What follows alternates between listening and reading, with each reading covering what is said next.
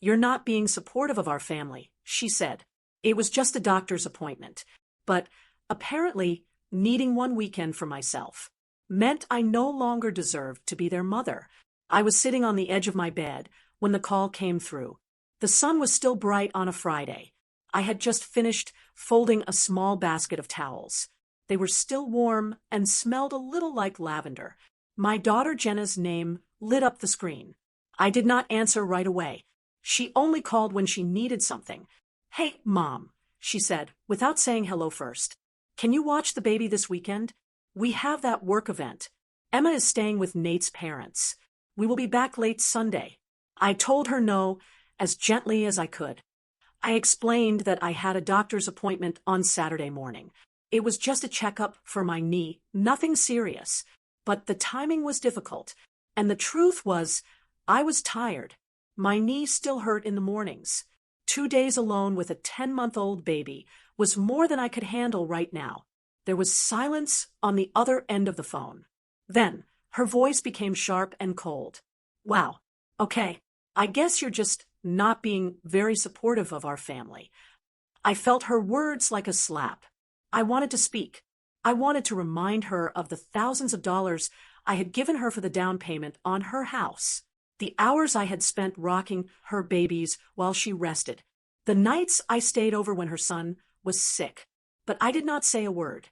What was the point? "I just didn't expect this from you," Jenna continued. "We really needed you this weekend. I don't know what we're going to do now."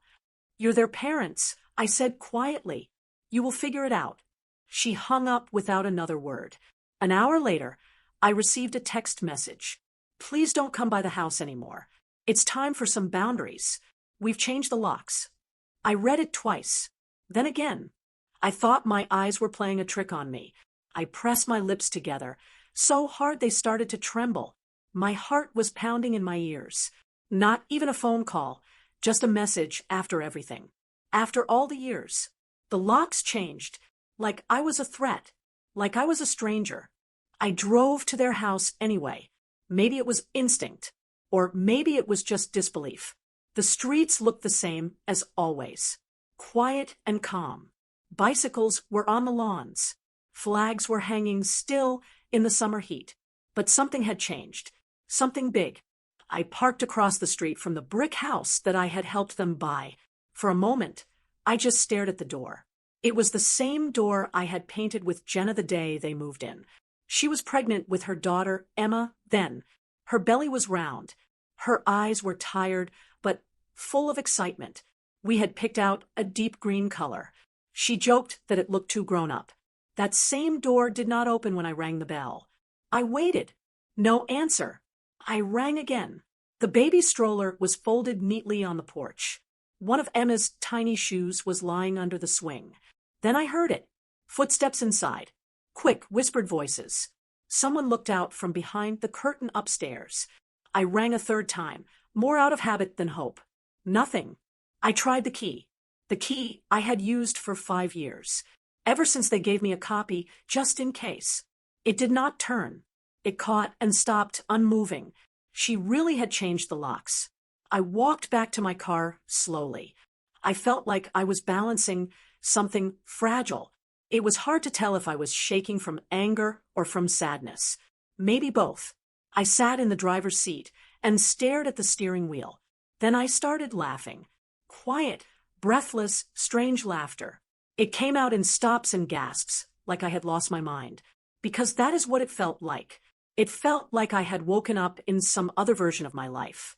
One where my daughter had decided I was no longer needed. Or worse, unwanted. Back at my home, I made tea but forgot to drink it. I walked around the kitchen, touching things as if to remind myself they were real. The cards from Emma were still hanging on the fridge. Best grandma, I love you. Crayon hearts, shaky block letters. A paper turkey with my traced hand.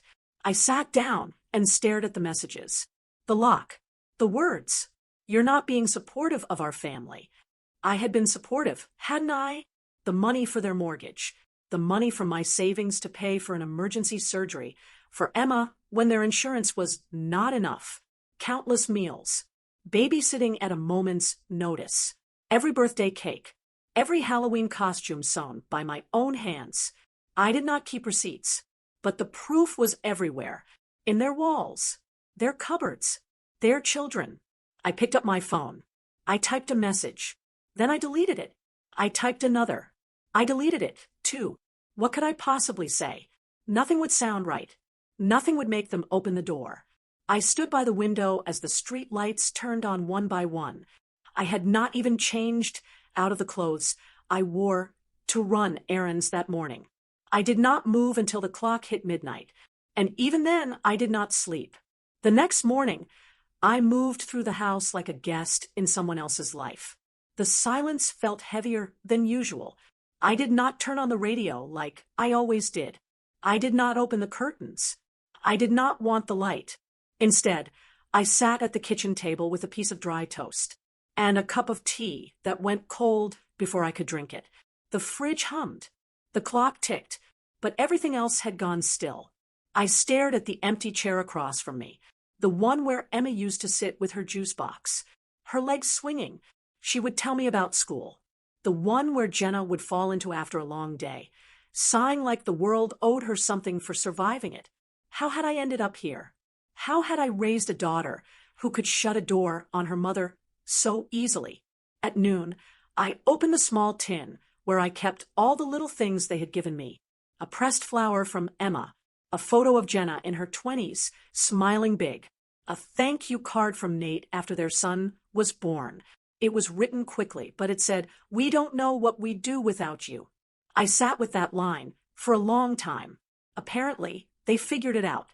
My phone buzzed once, and I jumped. But it was not Jenna. It was a message about car insurance. I set the phone down and pushed it away like, it might bite. Then I did something I had not done in years. I took out a big yellow folder with a black clip. Family Expenses was written on the front in faded ink. Inside were records. I had kept them, not to use against them, not out of pride, but because I was a librarian. I recorded things, not everything, never the small favors, the sleepless nights, the hours I spent driving across town, but the big ones, the money, the legal things, the duties I had taken on because I was the only one who could, the $12,000 for their down payment, the $4,300 to cover Emma's hospital bills when Nate lost his job, the $800 stroller Jenna said she absolutely needed, the money I gave them for Emma's private school. None of it was given with a grudge. Not then. I had the money. I had the heart. That was the role, wasn't it? The giving mother, the reliable grandmother, the solid background figure who keeps everything going without asking for anything in return. But now I was asking myself something for the first time. Who takes care of me? I looked around the house. No one else was here. No one was calling to check if I was okay. No one was asking if I had eaten, if I was sleeping, if I had cried all night. I had. The sadness was not loud. It did not come in sobs or screams. It settled like dust in my lungs. Slow, suffocating, and impossible to explain to anyone who had not felt it. She changed the locks. I said it out loud, just to hear how strange it sounded. Like I was some dangerous intruder instead of the woman who had once rocked her daughter through nights of fever and fear. I stood up. My knees ached, as they always did. But I moved with purpose. I took out the small framed photo from the living room shelf. Jenna holding baby Emma, me beside them. All of us younger and looking softer. I set it face down on the table. Then I walked into the bedroom and started looking for my lawyer's business card. The card was where I had left it, inside my old address book, between the dentist and the vet. I had not called Alan Rivers in over 6 years. Not since I updated my will after my husband passed away. But he had known me since Jenna was in high school. And he had always spoken to me like a person with a brain, not just a sentimental old woman. I dialed the number and waited. Rivers and McKinley, "This is Abby," the receptionist said brightly. "Hi," I said. "This is Marilyn Joyce. I was a client of Mr. Rivers some years ago. I would like to make an appointment with him as soon as he is free." There was a pause. The sound of keys clacking. Yes, of course, Mrs. Joyce. Let me check his schedule. We can fit you in Tuesday morning at 10. Perfect. Thank you. She asked if I needed a reminder call. I said, no. When I hung up, I felt something change in me. Not anger, not sadness this time, but a strange, quiet strength, like I had picked up a piece of myself I did not realize I had lost. I was not planning to sue anyone. I was not going to show up at their doorstep with legal documents and demands. But I needed clarity. I needed to understand what I had built and what I had given away. Later that day, I pulled out a box from the hallway closet. It was marked house.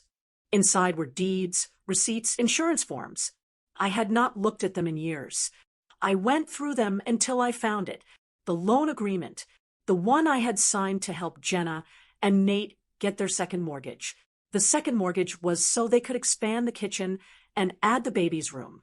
They had not been able to qualify for the loan on their own. I was listed as a co-signer. I did not own the house. I had no say in anything, just responsibility. I looked at another folder, my retirement account statements, several money transfers to Jenna's account over the years, just to get us through until Nate's next paycheck comes in. She had called it. I had never asked for the money back, never even mentioned it. Somehow, needing the money back felt more shameful than giving it. I sat in my chair holding the papers. I let them speak for themselves. I had helped them build a life, but I was not part of it. I remembered a conversation from last year. Jenna had been complaining about Nate's mother. She always tries to get involved, she had said. I can't stand the guilt trips. I wish she would just back off. At the time, I had nodded and said I understood. But now, I wondered if she had said that to me for a reason. A warning. That evening, I walked around my small home slowly. It was as if I was seeing it for the first time in years. Everything here had been chosen with care. The blue floral curtains, the old oak bookshelves, the rocking chair in the corner. None of it was expensive, but all of it was mine. I stood at the window and watched the sun go down. Somewhere out there, my daughter was tucking her children into bed. Perhaps she was thinking about how she had set boundaries. As if I were some bad thing she needed to get rid of. Well, two people can set boundaries. I did not sleep much that night again, but it was not the same. It was not the tossing and turning kind of sleeplessness. It was quiet and focused, like something inside me had changed. And I was finally paying attention to myself. By 6 a.m., I was at the kitchen table with a pen, a notepad, and 3 envelopes I kept in the bottom drawer. One was for medical, one was for home repairs, and one was for Jenna. I opened the last one. Inside was every thank you card, every receipt, every bank slip I had saved over the years. Not as proof, not to make them feel bad, but for memory, to remember where I had placed my love. The earliest one was from 12 years ago, $2,000 to cover a deposit when Nate lost his job, and they had to move quickly. I remembered the phone call like it was yesterday. Mom, I wouldn't ask if we weren't desperate. I hate this. I hate asking you, but I don't have anyone else to call. I had said yes before she had finished the sentence. Then came the others, like breadcrumbs leading through a forest, money for childcare, money for insurance problems. That time Emma needed braces, and their dental plan would not cover it. All of it. Hundreds here. Thousands there. Each one a version of the same story. Just this once. We will figure it out soon. Thanks, Mom. You're a lifesaver. But the problem with being a lifesaver is that no one thinks of you until they are in trouble. And the moment they are safe, you are forgotten. I thought of the times I said yes, even when I wanted to say no. When I canceled lunch with my one friend left in town, so I could pick Emma up early. When I skipped my doctor's appointment for my arthritis because no one else could watch their son. When I spent the money for my winter heating bill on Christmas gifts for their kids because Jenna said Emma would be heartbroken without the dollhouse that all her friends had. Each time I told myself it was love, sacrifice, what mothers do. Now, I was not sure if it was love or fear. fear that if I stopped giving, I would stop mattering. I set the envelope down and stood up slowly. My knees did not like that, but they obeyed. I walked to the front door and opened it. The morning air smelled like morning dew and old grass. Across the street, my neighbor Helen was already watering her. Flowers in her pink robe. She waved. I did not wave back. Not because I was being rude. I just could not lift my hand. Not yet. Back inside, I made tea and stared at my phone. Nothing. No message from Jenna. No follow-up. No apology. Not even a line to explain. Was this really it? A weekend refusal? A doctor's appointment? One word. No. And I was erased. I picked up the phone. I went to her name. I held my finger over the button to call. Then I put it down again. What would I say? That I was sorry for needing one Saturday to take care of my own health? That I would cancel the appointment again if she would just let me back into the lives I had helped build? I could not do that. Not anymore. Because here was the truth I had been avoiding, and it hit me with the quietness of a final note. This was not the first time Jenna had punished me for setting a limit. It was just the first time she had made it permanent. I thought back to last year when I told her I could not fly out for their anniversary. The doctor had warned against long-distance travel with my blood pressure.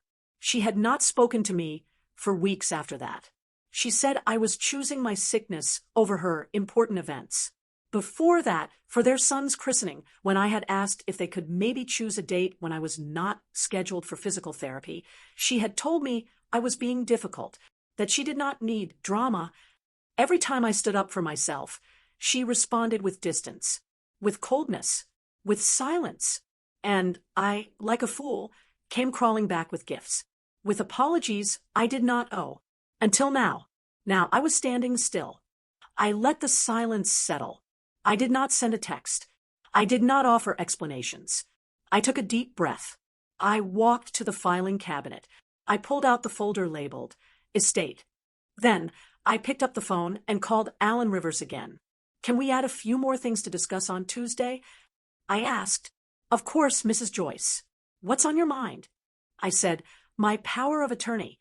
I would like to cancel it, and I need to make some changes to my will. Tuesday could not come soon enough. I filled the time the only way I knew how.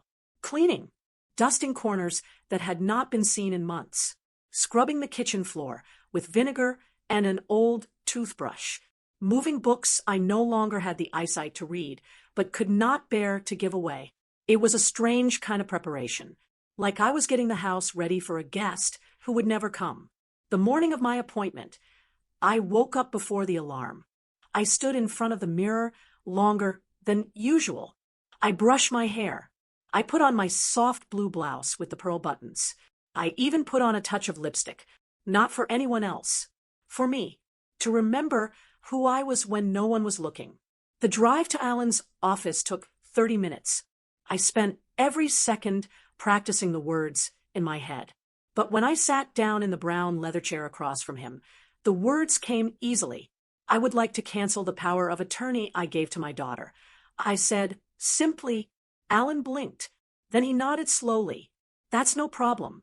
We can write the document today. Are you sure, Marilyn? Absolutely. I folded my hands in my lap. She no longer needs that kind of access to my life.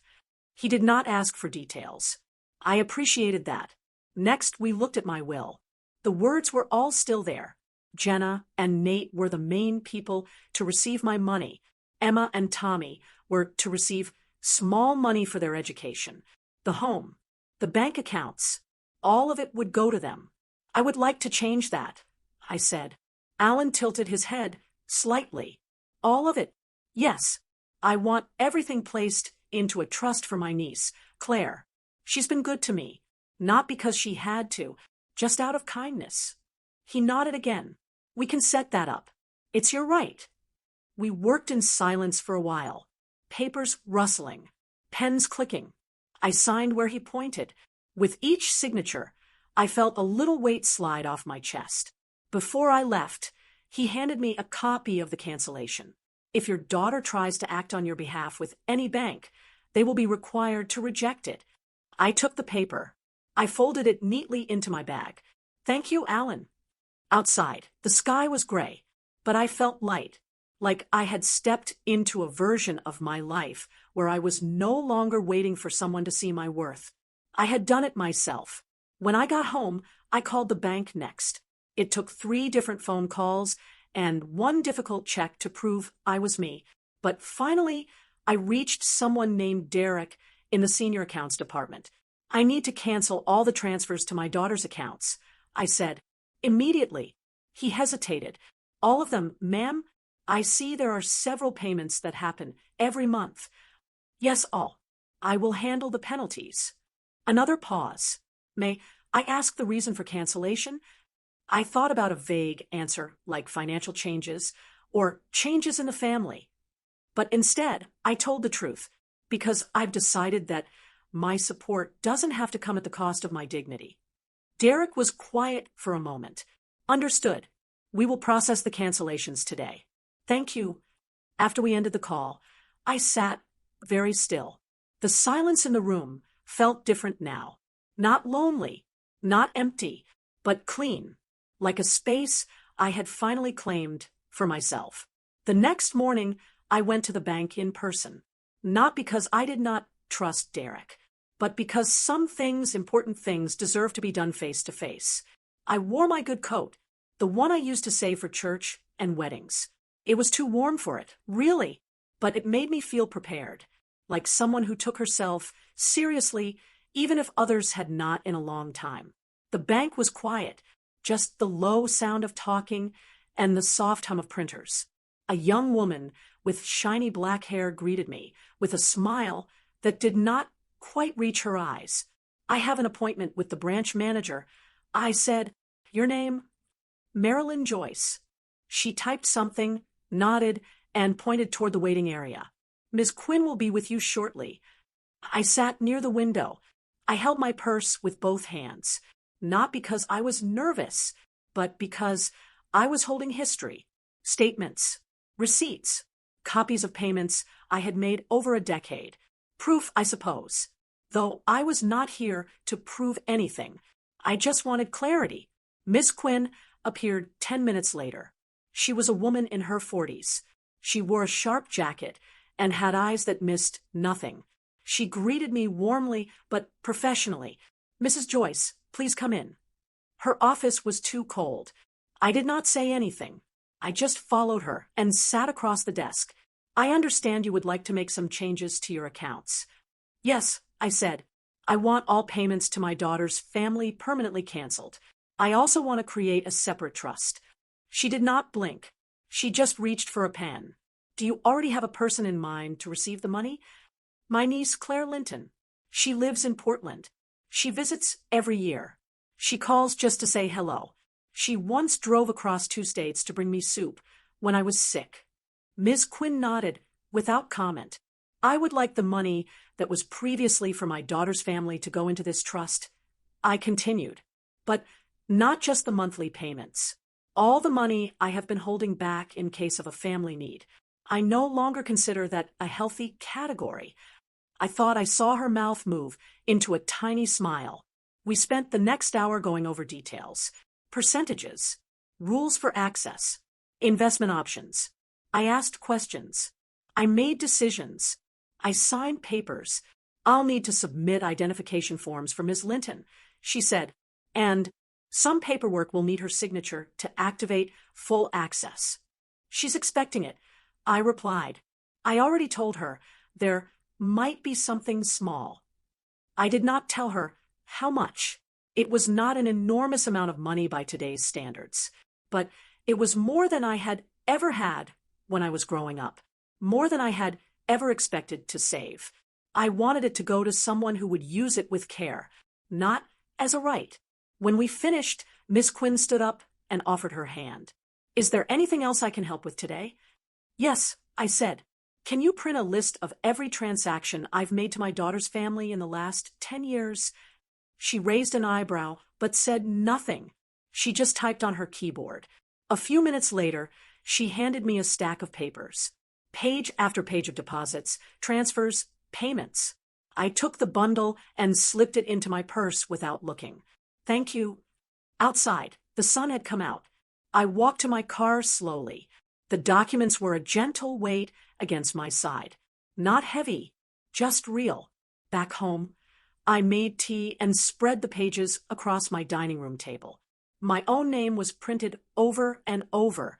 Small amounts, large amounts, the monthly grocery money, Emma's private lessons, Nate's dental work, gas money, car payments, money for a new water heater.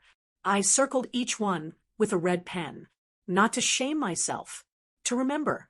I counted 123 transfers over 10 years, and that did not include gifts, groceries, or babysitting. That did not include the nights I slept on their couch when they were sick, or the holidays I spent cooking for 12 while they smiled for pictures and let me wash every dish alone. 123 times I said yes. Until now, that evening, I sat down with a fresh sheet of paper and wrote a letter, not one I would send, just one I needed to write. Dear Jenna, I hope someday you will understand that love and obedience are not the same thing. I raised you to be strong, and I am sorry if that strength made you think I was unbreakable. I said yes too many times, not because I didn't have limits, but because I thought saying no would mean losing you. I see now I lost you anyway, so now I choose myself. I signed it, then I folded it. I placed it in the drawer and let the quietness return. I had not planned to tell anyone, not yet. Not until things had calmed down. But then the call came from Nate late on a Thursday afternoon. It was not expected, and it was too polite to be real. Hey, Marilyn, just wanted to check in. Jenna mentioned you've been taking some space. We respect that, of course. But, she's worried about you. I almost laughed. Instead, I said, I'm fine, Nate. Is there something you need? There was a pause, short but sharp. Well, I noticed the grocery transfer didn't come through this week, and the car insurance, too. I figured it was a banking error. No, I said, not an error. Another pause, longer this time. Right. So is everything okay?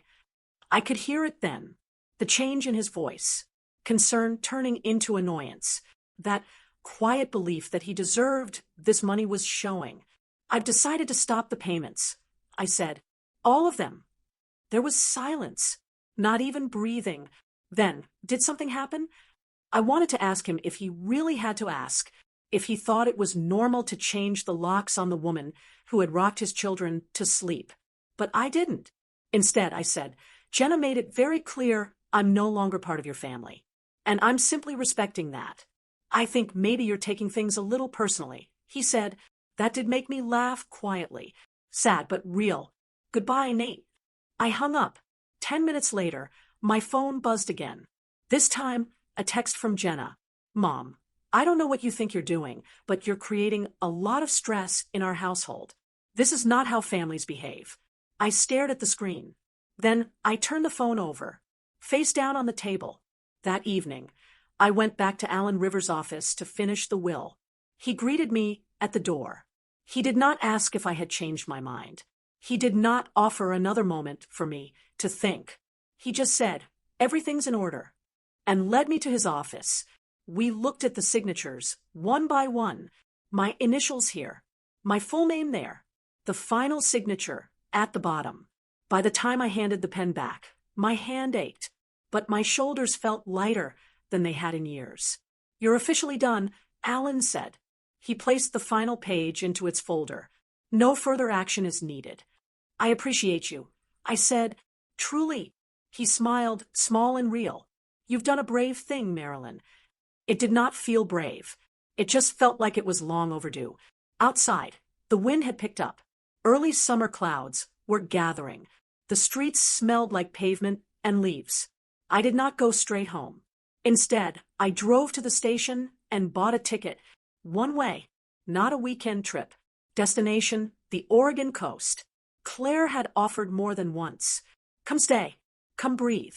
We've got a guest room that's yours anytime, she had said. The ocean's loud enough to drown out everything you don't want to hear. I had always said, later, after the holidays, after Emma's birthday, after someone else's need had passed. Now, there were no more excuses. At home, I started packing, not in a hurry, one drawer at a time. Just what I needed: comfortable shoes, warm sweaters, my notebooks, a few favorite books. In the back of the closet, I found the blue scarf Jenna had given me 5 Christmases ago. It was still wrapped in the tissue paper. I pressed it between my hands for a moment. Then I folded it carefully and placed it in the donation pile. It was soft, beautiful, but not warm. When the bag was full, I called the women's shelter and asked them to come pick it up. I did not need keepsakes anymore. I needed room. That evening, I stood in my bedroom and looked around. The house did not feel smaller or lonelier. It felt paused, like a song left unfinished on purpose. I wrote a short note to my neighbor. I left instructions for my mail. I set my alarm. I slept well. In the morning, I made coffee. I watched the light crawl across the floorboards. I stepped into a day that belonged entirely to me. At the station, I got on the train early. I found a window seat. I watched the city go by like an old movie. Halfway through the ride, I pulled out my phone. One new message. Jenna again. I heard about the trust. Claire, really? I can't believe you'd leave everything to someone you barely see after everything we've done for you. You've made your choice. I hope it keeps you warm. I read it once. Then I deleted it. No response. No anger. Just gone. Across the aisle, a little boy was sleeping beside his mother. He was humming to himself. She ran her fingers gently through his hair. She did not say a word. I watched them for a while. Not with envy. Not with pain. Just with peace. 3 hours later, the train pulled into a small, foggy station. Claire was there. She was standing beside her car, waving with both hands like a child at a parade. When I stepped off the platform, she pulled me into a hug that did not ask questions, a hug that did not need explanations. You look taller, she said. I feel it. She laughed. Come on. I made scones, and there's a chair on the porch with your name on it. We drove with the windows down. The sea breeze felt soft and cold and clean around us. Claire's house sat on a hill just high enough to hear the waves but not see them. The wind moved through the tall grass like a whisper, and the porch was wrapped around the front of the house like arms that meant to hold you, not just frame the view. Inside, everything smelled like cinnamon and clean laundry. There were books on every table, old cups in the sink, and a cat named Percy, who immediately came to my lap like he had been waiting for me all along. I did not unpack right away. I did not need to. Claire had already set out towels and a sweater on the guest bed, with a note that read, "If you want to talk, I'll be in the garden. If you don't, I'll still be there." I sat on the porch that first evening with a blanket across my knees and a scone in my hand. Claire joined me with a glass of wine and said nothing for 10 whole minutes. She just breathed beside me. Eventually, she asked, "Are you all right?" And I told her the truth. All of it.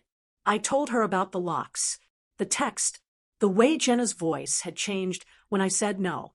I told her about the folders of receipts, the canceled power of attorney, the will, the trust.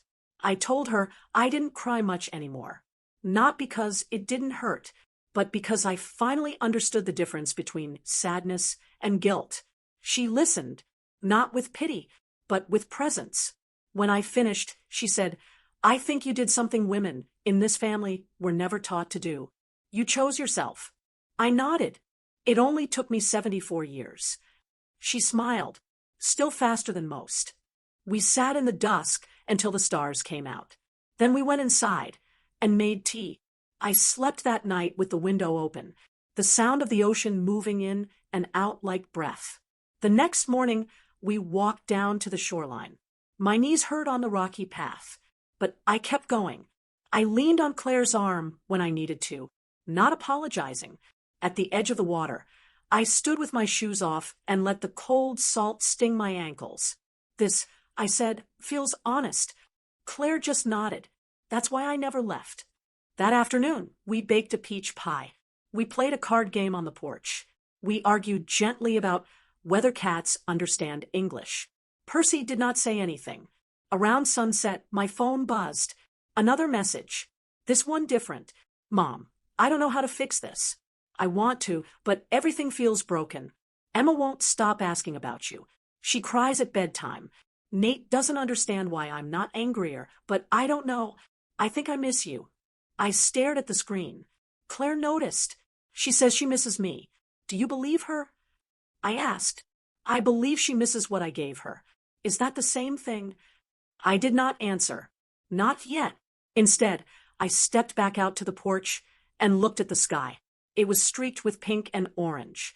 The birds were flying slow over the water. For a moment, I pictured Jenna as she used to be, 8 years old, sticky with popsicle juice, running with no shoes in the backyard, shouting, "Look, Mom," every 2 minutes. And then I pictured the last text, the lock, the silence.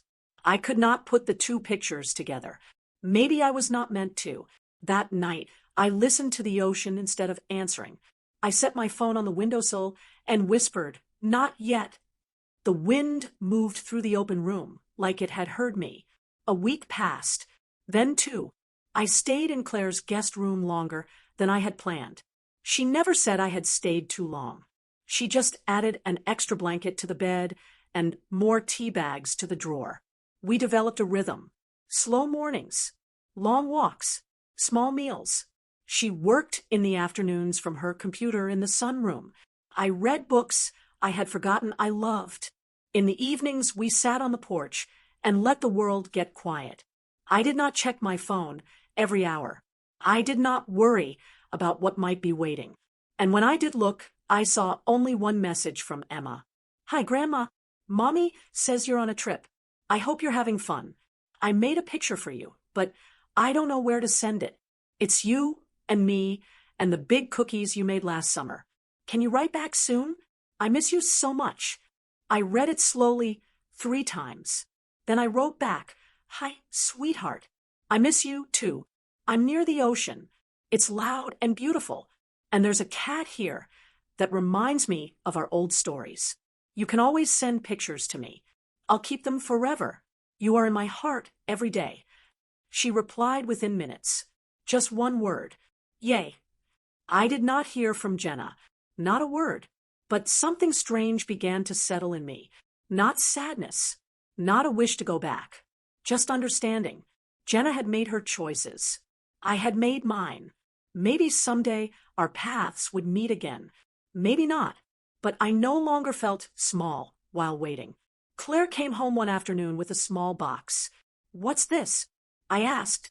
"A key," she said, "to this house, just in case you ever want to come back, or never leave." I opened the lid. Inside was a single metal key on a ribbon.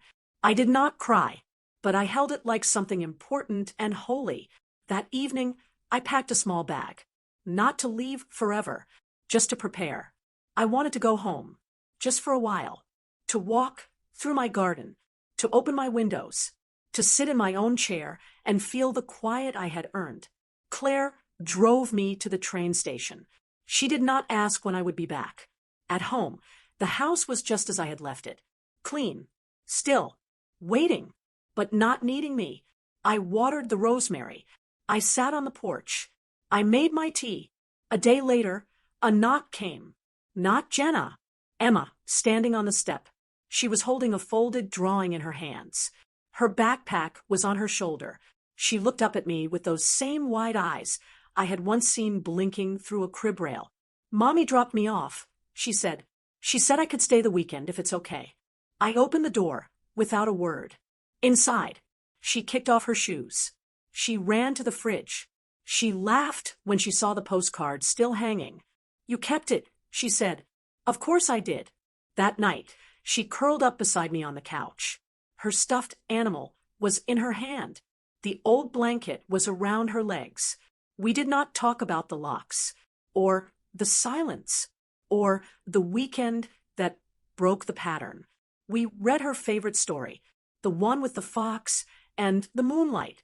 and the line that always made her whisper it back to me, "Home is where someone waits for you." I kissed her head, and in that moment, I knew I had done the right thing. I had not left her behind. I had just finally stopped leaving myself behind.